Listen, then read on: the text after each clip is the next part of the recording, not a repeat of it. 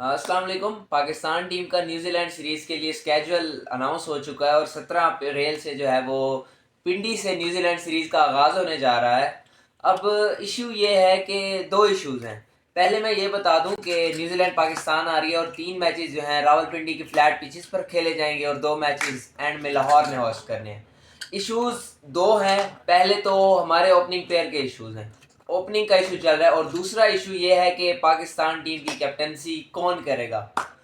पहला इशू मैं डिस्कस करूं, अगर ओपनिंग पेयर पे हमारे पास 3 ओपनर्स आते हैं, साइम अयूब, बाबर आजम और उसके अलावा रिजवान।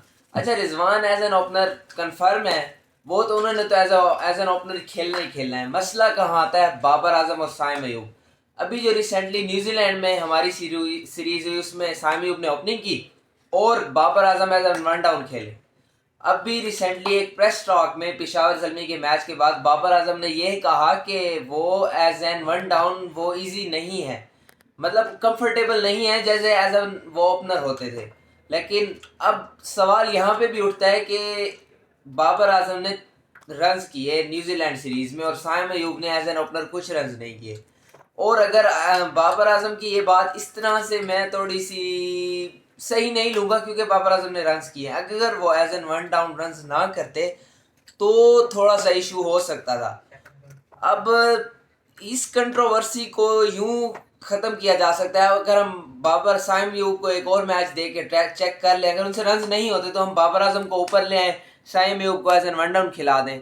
लेकिन फिर दूसरी कंट्रोवर्सी पैदा होती है फ़खर जमान खेलते हैं एज एन वन डाउन। अगर साइम और बाबर दोनों एक ही मैच में खेलते हैं तो फ़खर जो है वो नंबर 2 पर जाते हैं, 2 डाउन जाते हैं, तो उनका दूसरा इशू आ जाएगा। तो पूरी की पूरी बैटिंग लाइनअप ख़राब होती है इससे। दूसरा इशू ये हमारी कैप्टनसी का, शाहीन शाह अफरीदी नहीं कप्तानी अच्छी की उन्होंने न्यूजीलैंड सीरीज़ में, ना ही वो इतनी अच्छी कप्तानी करते नज़र आए।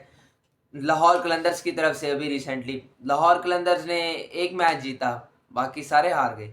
शाहीन शाह अफरीदी की कैप्टनसी की वजह से वो उस तरह से टीम को नहीं लेकर चल सके जो वो लास्ट 2 PSL में लेकर टीम को चल चुके थे। और इस बार कुछ प्रेस या कुछ न्यूज़ रिलीज़ हुई हैं बाबर आजम के हवाले से, स्पेशली जब चेयरमैन पीसीबी तब्दील हुए और मोहसिन नकवी साहब आए, तब जो है वो बाबर आजम के बारे में कहने लग गया कि बाबर आजम को जो है वो मोहसिन नकवी साहब वापस लेकर आ रहे हैं।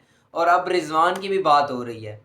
मेरे अकॉर्डिंग या बहुत सारे लोगों के व्यूज़ ये हैं कि सीनियर जर्नलिस्ट के भी यही व्यूज़ हैं कि मोहम्मद रिजवान को हमारा T20 का कैप्टन होना चाहिए अगर बाबर आजम कप्तानी नहीं लेते तो।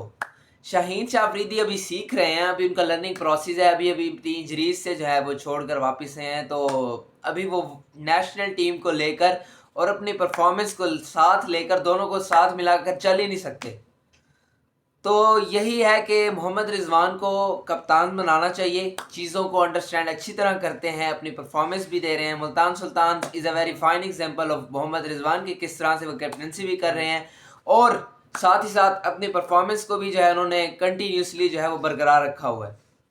तो जस्ट अगर बाबर आजम को कप्तानी दी जाती है तो अच्छा है, नहीं तो मोहम्मद रिजवान पर आना चाहिए। Thank you.